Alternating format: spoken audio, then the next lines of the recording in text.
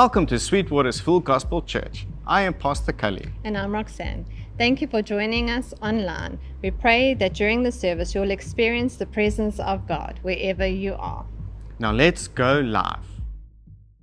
Have you ever had a laptop, a phone, even a smart TV, if you've got a smart TV or a smart device? Have you ever had one of those things and then all of a sudden it stops working?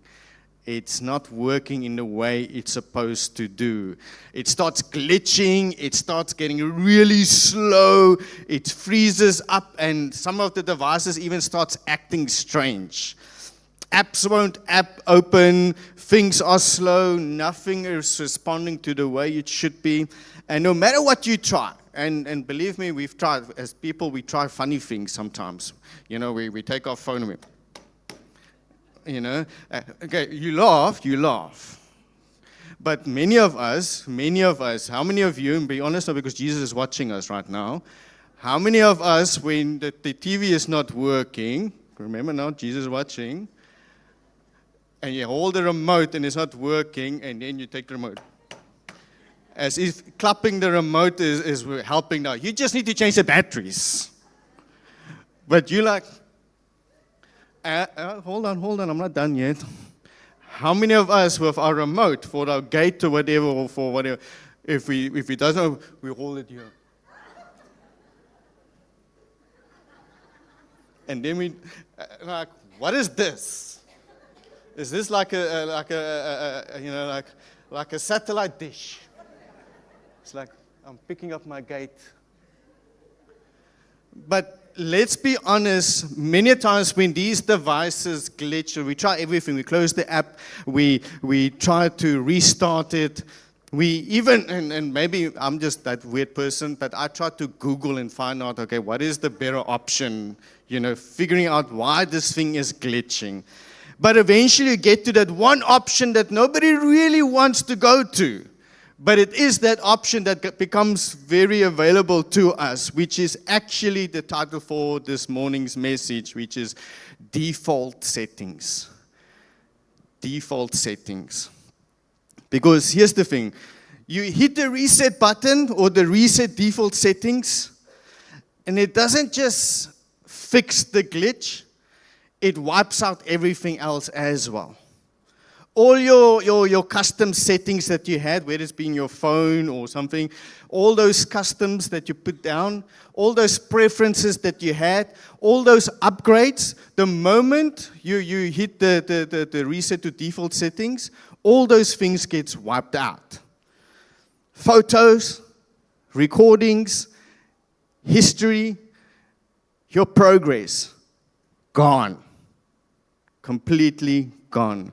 And let me just say this, I've learned this the hard way.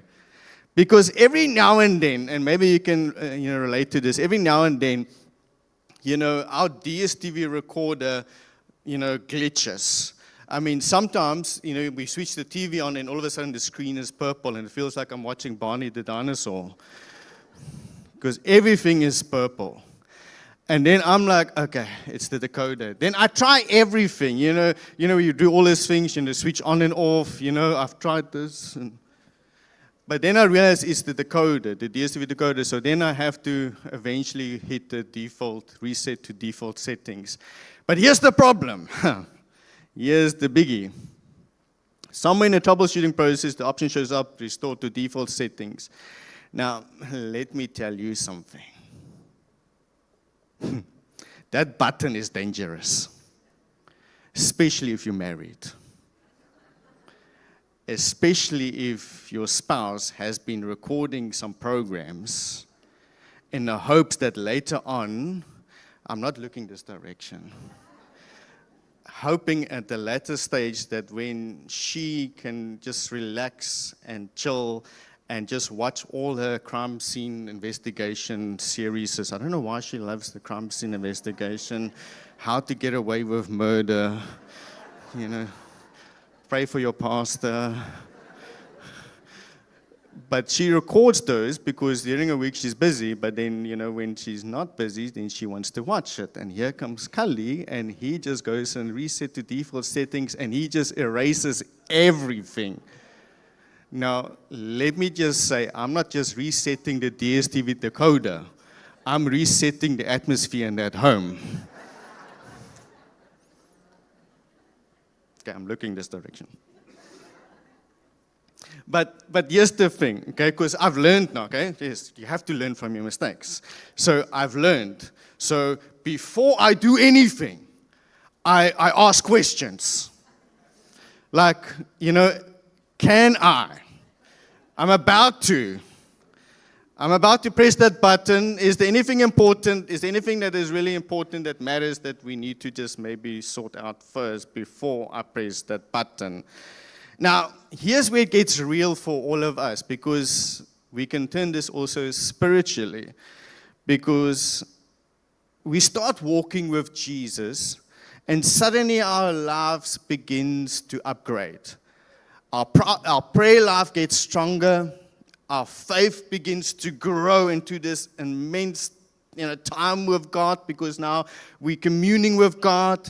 We start seeing God move in our lives and even in our family, and everything we do is just about Jesus. And we experience His presence in such a more deeper and meaningful way. And we begin to change because, spending time with Jesus, spending time with God, your life inevitably going to have to change. And so you see those changes because you start to think differently. You respond differently. If there's a crisis, you respond differently than you used to before. You act differently because now you're not getting so angry and upset, or fear doesn't grab you as quickly as it used to, because now you're closer to Jesus and you live your life differently. And it's all because you're no longer used to be the way that you used to be, because you've now changed. There's now an upgrade. But then something happens. Life hits. Pressure comes. Disappointment shows up. Prayer feels unanswered, and situations all of a sudden feels very overwhelming. And even though we know that Jesus is alive and active, even though we've seen Him move in our lives, we testify to that, even though we've experienced His power in so many ways, something in us reaches for the default setting button. And it's not just that we pause our growth, we start going back. It's not just that we pause our growth, we're actually going back to old thinking, back to old habits, back to old reactions, back to old identities. And it's not that Jesus disappeared. It's that we reset ourselves back to the version He has already delivered us from. Because that's the whole point of us celebrating resurrection. Because, the old life dies in the tomb and the new life comes out. But oftentimes, we still go back to the old life that Jesus has actually delivered us from. Let's go to John 21, verse 2 and 3. As this is going to be like our primary, passage that we're going to be diving into. Simon Peter, Thomas, also known as Didymus, Nathanael from Cana in Galilee, the son of Zebedee, and 2 other disciples were together. I'm going out to fish, Simon Peter told them. And they said to him, we'll go with you. So they went out and got into the boat, but that night they caught nothing. Let's just close our eyes and let's just trust God this morning as we open in prayer. Heavenly Father and Almighty God, and can we come before you? And Lord, we thank you, Lord, for your word this morning, Lord God. We thank you, Lord God, that it cuts through the marrow and the bone, Lord God. And I pray, Lord God, as we unpack about the reset to default settings, Lord God, the dangers of that button and what it means for us spiritually, Lord God. I pray, Lord God, that you would just continue to reveal more and more of yourself, Lord God. And as always, that your servant will decrease and you will increase. We thank you for all you do and continue to do. In Jesus' mighty and powerful name, amen and amen. lean in with me this morning, just in this moment as well. Because why is it that we have a real encounter with God? We experience His presence, we hear His voice, and especially if we spend enough time with Him, that voice becomes clearer and clearer. We watch Him move in our lives, and we've seen these incredible miracles and breakthroughs that just come into our lives. And still, we find ourselves slipping back into old patterns.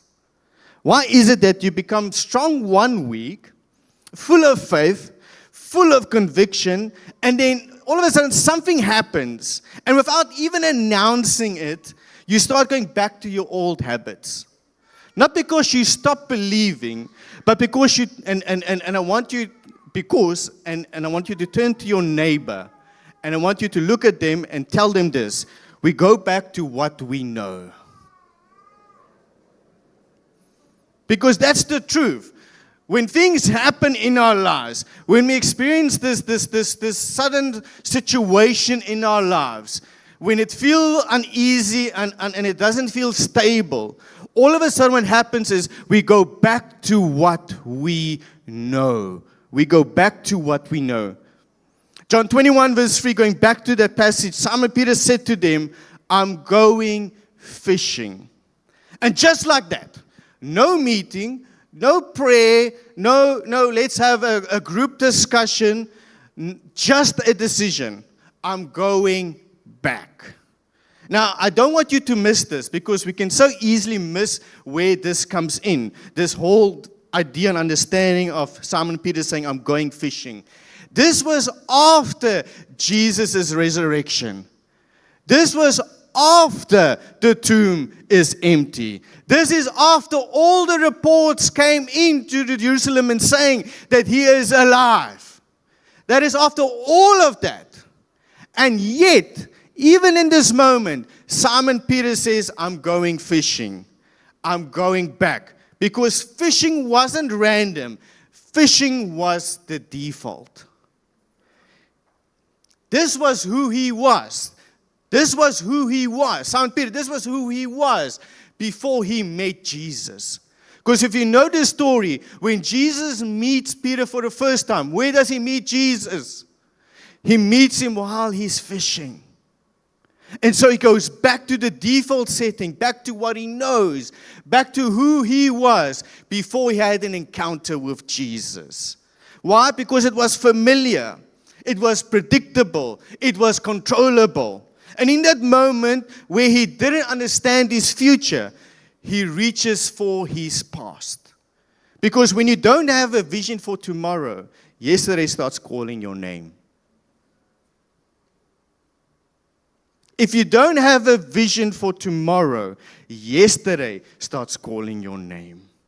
Because you will no longer look forward into the future, into your destiny, and what God has for you, the plans and purposes that He sets out for you. Because if you have no vision, if you have no understanding who God is in your life, that He will never fail you, He will never forsake you, then you will always look back.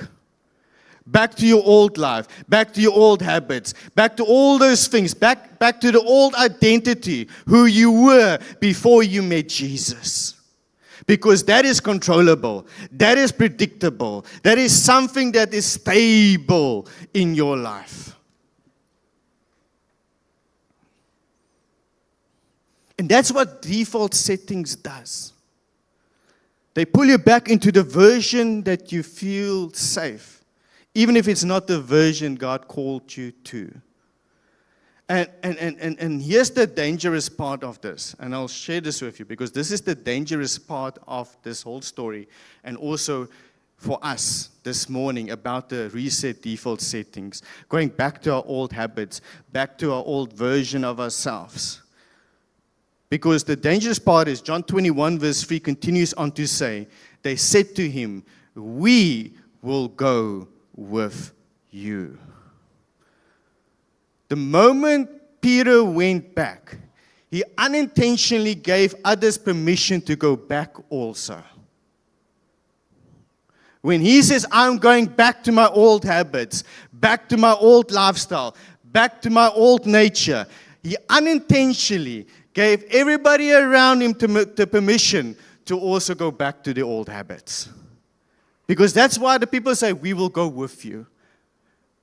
They didn't say, hold on. I don't want to do this. They said, let's go with. And this is where it gets uncomfortable. Your default is never private. Your default is never private. Because some of us think, and I say this for many of us, we think this, well, this is me, this is my situation, it's my decision, my life. And so I can make that decision. Well, can I tell you something? And I want you to hear, are you listening? Are you listening? Because I want to tell you this honestly. There is no such thing as a private reset when people are connected to your life. There is no such thing as a private reset when people are connected to your life. Because when people watch you, they see your behavior. You may be the only one that is making that decision. You know, that decision that you're trying to make. But you won't be the only one that lives with the consequences of that decision. You might make that decision, but the people around you will be living with the consequences of that decision. 1 Corinthians 15:33 says, and we know the scripture, it says, do not be misled. Bad company corrupts good character. You know that scripture? Okay, don't look at your neighbor right now. But let's be honest now quickly, okay? Let's be real honest right now.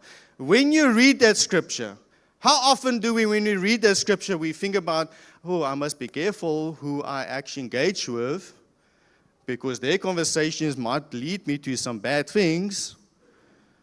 But let's flip the script. What if you are that environment? What if people are trying to avoid your conversation because your conversations might actually corrupt their lives? Because that scripture doesn't try to identify, you know, who's right, who's wrong. It's identifying just in general. And you might think to yourself, oh, well, I'm the most righteous. I must avoid those people and those people and those people and those people. But who are we to say that we're not those people in our conversations? Because some of us, you know, we think, you know, in that way. Because what if the environment is, what if your drift, your disengagement, I'm just taking a step back, is shaping the atmosphere for people around you? And here's the deeper understanding of this. Because Peter is not just a disciple, he's also a leader. He's not just a disciple, he's also a leader. And I want you to hear me clearly this morning. For those who want to become leaders, for those who are already in that position, let me speak to the parents here this morning. If it's leadership is not just a title, it's the people that you influence. When you influence people, you are a leader. It's not that the title that comes before your name. And I can say this because, you know, Pastor Cully. Can I tell you, I need to lead even if that is not in front of my name. Because the character and my nature should not be, you know, because of what's in front of my name. The character and nature of who I am as a leader must be because who God called me to be. Not because of a title. Because if I influence people, I'm automatically a leader. And that's for each and every one of you. You might say, but I'm not a leader. Well, is people watching you? Are you influencing people? Because, again, let me speak to parents here. How many of you are parents? Show of hands. Let me just say, you might not realize this, but you are influencing your kids. Because as parents, your kids are watching you. Your kids are watching the decisions you make, the choices you make, your behavior, the way you go about your daily task and the daily business. They watch you. So you're influencing them of how they grow up. How many of you can testify when you have some things in your life, when people ask you, but why are you like, well, that's how I grew up. That's how mommy and daddy used to do this. because they influence your decision making in your life. How many are influencing your friends? You know, you have your friend circle. So you decide and to make decisions about how you guys go, where you do you party out hard, go drinking and doping and going out and crazy, driving recklessly in the road? Or do you say, okay, now let's actually come to church on Sunday morning? Because here's the thing about the decisions that we make, even with our friends. Let's go even more. HODs, I hope you're listening this morning. Because as HODs, you influence people in your leadership and what you do, the decisions you make. Your team is watching. People are taking cues from your consistency or your inconsistency. And in one moment, Peter's uncertainty became everyone else's direction. Not because anyone made an announcement, but because someone pressed the default settings and others followed. So we've seen it. Peter makes a decision and others follow, which means this thing is bigger than preference. It's bigger than personality. Because, and maybe I'm wrong, but nobody wakes up one morning. You don't wake up one morning and start saying things like, I'm done growing. I'm done trusting God. I'm going back to my old ways, my old lifestyle, my old identity, my old habits. No, the thing is, this is much quieter than that. It's that thought in your head that you haven't challenged. You know that idea in your head that you haven't challenged yet. That belief that you don't control. A mindset, and this is where we're going, a mindset that you carry over.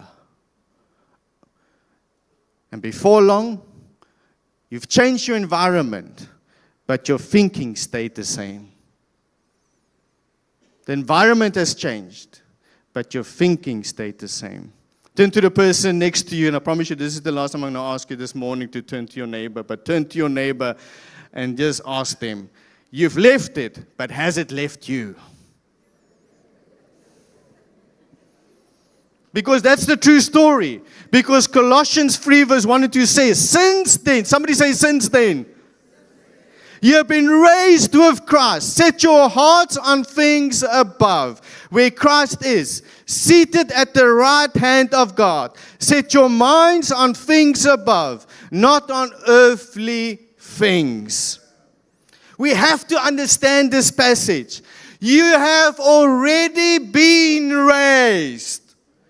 That's what the scriptures say. Past tense. You have already been raised. It's not that you're going to a place to be raised up. You already have been raised. You already stepped into something new. That's what the passage says. You're not in an old place. You're already stepping into something new because you have been raised. But there is a responsibility on our part. There's a responsibility and accountability on our part. Set your mind. Set your mind. Because if you don't choose your mindset, your default will choose it for you. If you don't choose your mindset, your default will choose it for you. See, God will change your position. That's what the scriptures say. You are raised with Christ. So God will change your position, but we have to change our perspective. Our position is changed, but our perspective needs to change with our position. We have to align our perspective. Peter has had a resurrection encounter, but he's still thinking like a fisherman. Ephesians 4:22-24 says, and put off your old self, which belongs to your former manner of life, and is corrupt through deceitful desires, and to be renewed in the spirit of your mind, and to put on the new self, created after the likeness of God in true righteousness and holiness. God gave you a new life, but you have to let go of the old one. He gave you a new life, But you have to let go of the old one. Because you can be saved and still think like your past. You can be free and still think you are bound. You can be called and still think you're unqualified. And it's not that God didn't move. Let me just say this. It's not that God didn't move. It's because our minds didn't shift. God moved. God moved in your life, but your mind never shifted with the move. Because your mind is still in your old nature, your old identity, your old perspective of life, old perspective of breakthrough, old perspective of miracles. And so when your position might be changed, but your focus is still on your situation, your problems, your struggle, when it should be already with your position of dominion. Are you with me, church?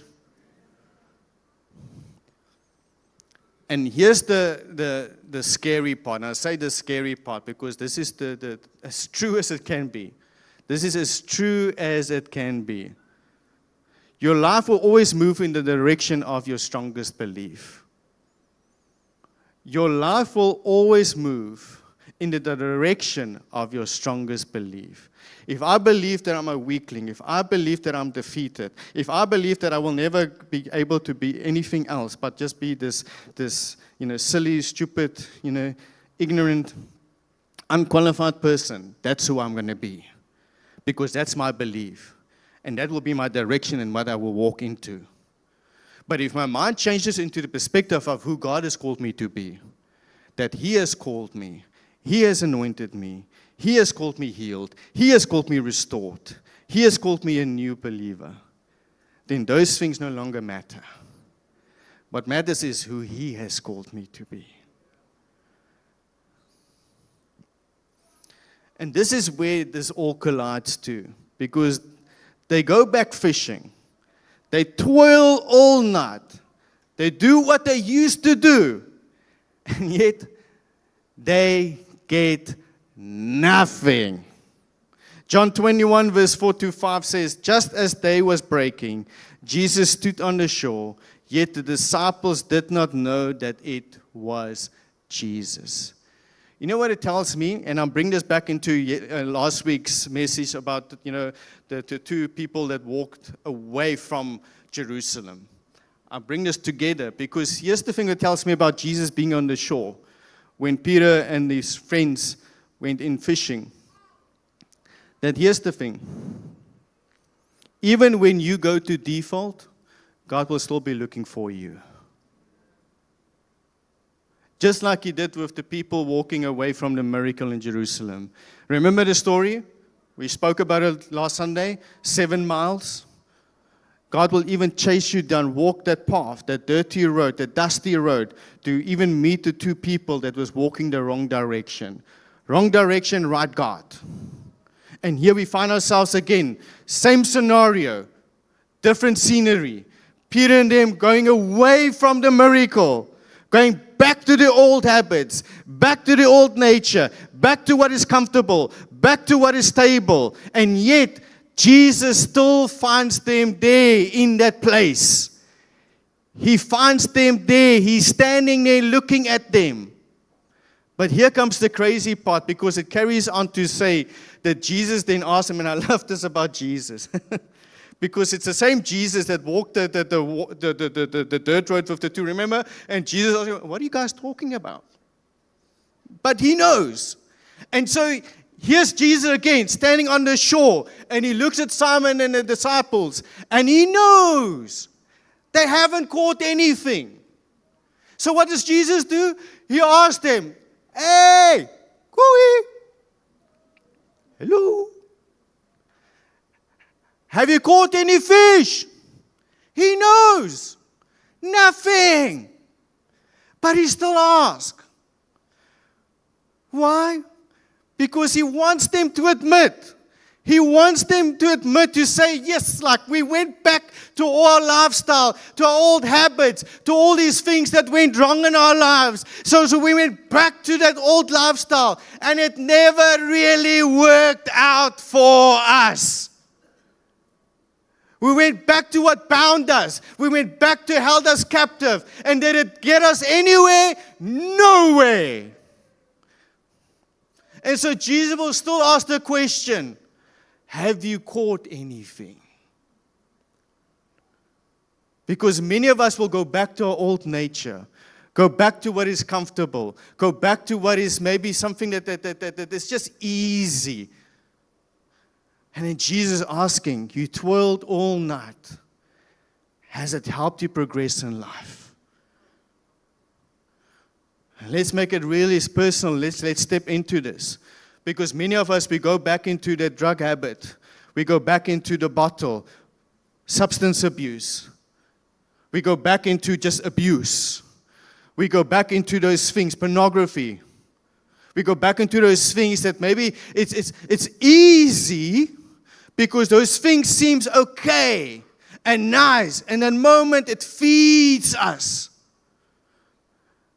But I imagine Jesus standing on the shore of our lives and looking and saying, you've toiled all night with all those things, the substance abuse, those things that you used to do. But I wonder, did you catch anything besides a big bubble ice?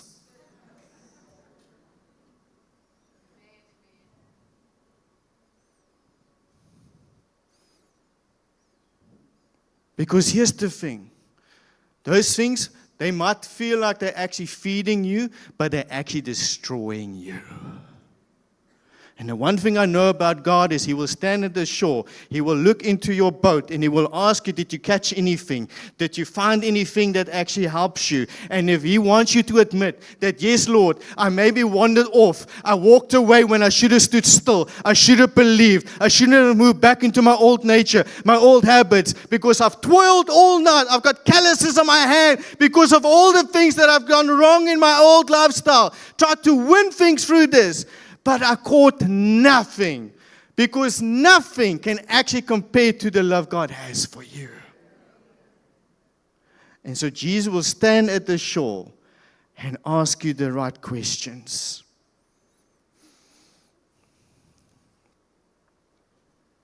Because once what fed you will starve you when you have outgrown it.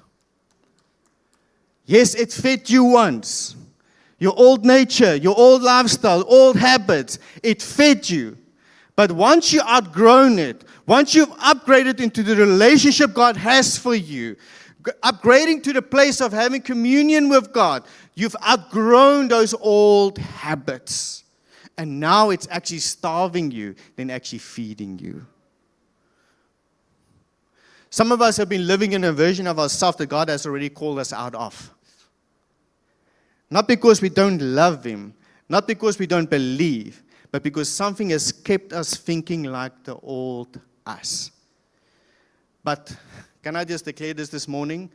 This morning, that cycle breaks. This morning, that cycle breaks. This morning, I want to declare this over our lives this morning. We step into the new identity. We are not pressing the default setting button to go back into our old nature, or old habits, our old thinking. We're stepping into what God has for us. The same Jesus stood on the shore then is standing here now. And not condemning, not shaming, but calling you forward again. Because grace doesn't just meet you where you are. It moves you into who you're becoming. You have to understand this. And so this morning I want you to stand to your feet.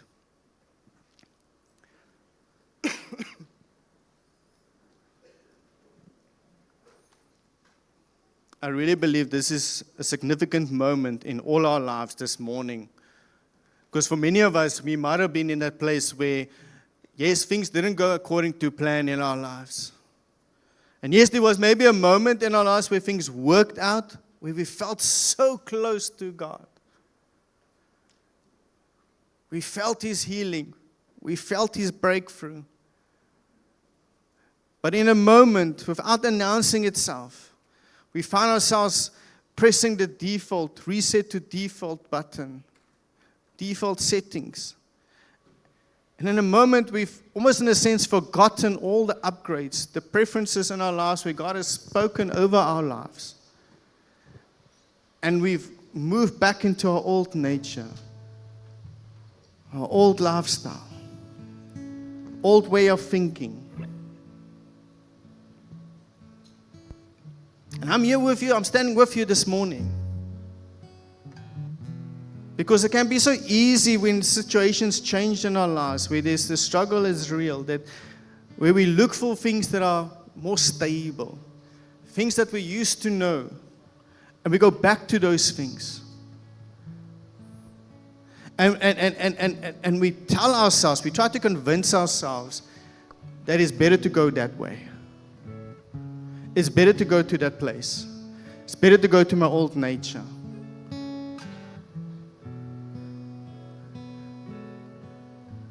Coming back to the situation with the DSTV, I don't know about you, but you know when if you've ever messed up, if you made a mistake,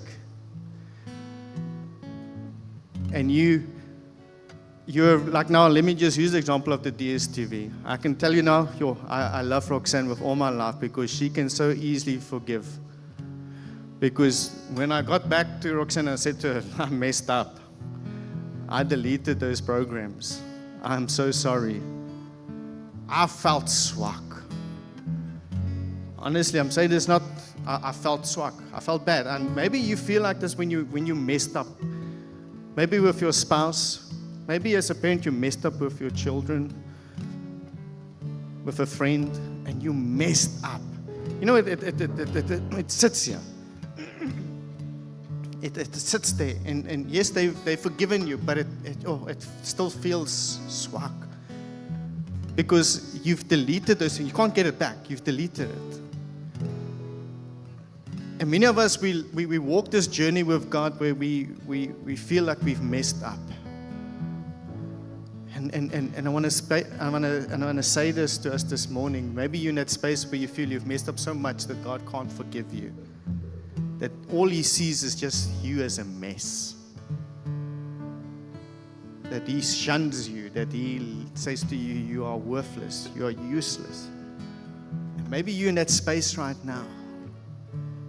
But I want to tell you this one amazing thing. Because again, I'm talking about DSTV. You know that there's this amazing thing called Catch Up. Where you can actually catch up on the programs that you might have deleted. You just go back to those programs, go back to the series, and it actually tells you all the episodes. You can actually go and look at those episodes. Sure. Maybe for many of us, all we need to do is just catch up with God. Maybe God is just saying, I need to just commune with you. Let's just catch up.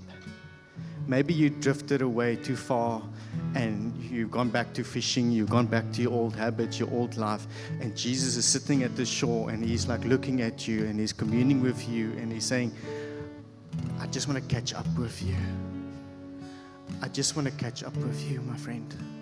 My daughter, yes, you messed up. Yes, it feels unforgivable in your life, but I have already forgiven you. People might not forgive you as easy and quickly, but I have forgiven you. You're not forgotten. Yes, you might have made a mess, but there's still a message in the mess. And maybe this morning God is speaking to you at the shore of your life, where you've wandered off, but there's catch up. And God is wanting to catch up with you this morning. He wants to catch up with each and every one of us this morning that feels that we are not qualified enough, that we have messed up too much, that God has shunned us. Can I just say this now and hear me now? Church, just hear me this, please, please, please. If you leave here this morning and you've forgotten anything I've said, just remember this one thing. God has never, ever shunned you. He will never, ever leave you on your own demise. Thank you, Lord. Even in your worst moments, in your worst situation where it feels that you have messed up so many times, God still will find you on the shore. Because He loves you.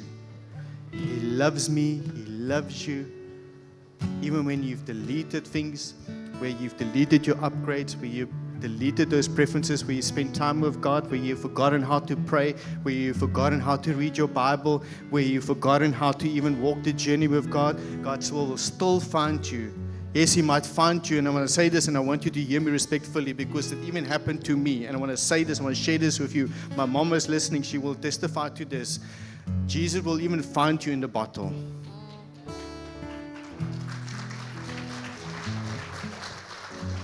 I say this, Jesus will find you in the bottle. Because I remember I was sitting crawling, and I thought that this was my only life. This is my only decision, going back into my old life, because my daddy was like that, my family was like that, and that is my identity. Jesus found me even in the bottle. My life has radically changed because of who Jesus is in my life. The bottle can never compare to who Jesus is in my life right now. I'm telling you now. There is no alcohol, there is no any desire of flesh that can ever compare to the love God has for me. And I can tell you this now, and I share this with you, because that's my testimony for you this morning, that if He can do it for me, He can do it for you. Yes. If He can do it for Kali, if He can do it for a drunk Kali, for a Kali that thought that nothing is even going to compare to, if anybody asked me those days, will you find yourself where you are today? I would have laughed at them. But praise be to God that He never laughed. Yes. He never laughed. Yes. When people said that is a useless child, a drunk child, God said that's my child. Amen. That's my child. I know Him by name, and I will die for Him over and over and over and over again. And so don't tell me that Jesus doesn't love you. You're not here by accident. You are here for a divine encounter with the great I am. You might have been lost, you might have felt forgotten, but our God has never forgotten about you. He stands at the shore and He says, my child, you might have never caught anything, but you're about to encounter me this morning. So this morning, I want you to lift your hands to the heavens this morning. Because you this morning, if you're dealing with those situations where you feel forgotten, where you feel shunned, where you feel your mess ups are just too big for the love of God, I want to cancel it in the name of Jesus. Because you are loved. You are His prized possession. The apple of His eye. Hallelujah. Scripture even says that once He holds you, and I want you to know this, once He holds you, nobody can actually tear His hands apart Oh, thank to you, Jesus. take you. Thank you, Jesus. He covers you. He protects you. He looks after you. And this is the beautiful thing. Whilst He's holding you, He breathes on you. Hallelujah. So that the old nature, there is no space for the old nature. There is no room for the old nature. There is no need for you to press the default setting button. Because you're already in a place where God is restoring, He is reshaping, He is renewing, He is taking the old nature and throwing it away, where you don't even have to be able to reach it, because you are now stepping into the divine plans that God has for you.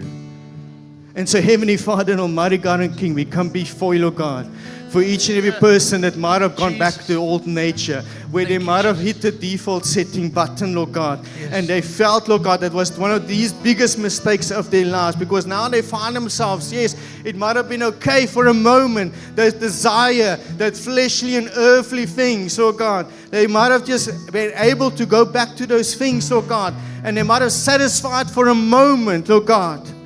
But they look back and they look at the situation and they feel like they messed up.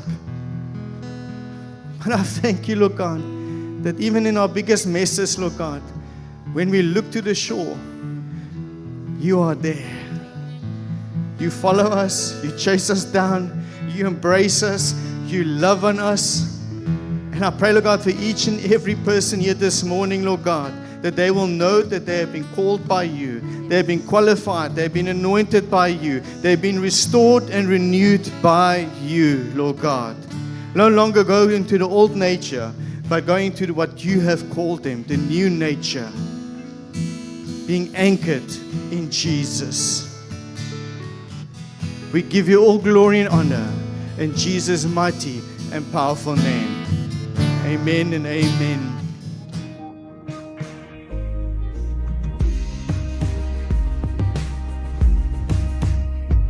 Thank you for watching till the end. If you were impacted by the service, please share it with someone else, like our page, and subscribe so that you'll get notifications of our upcoming services and events. May you be blessed as you journey with Jesus.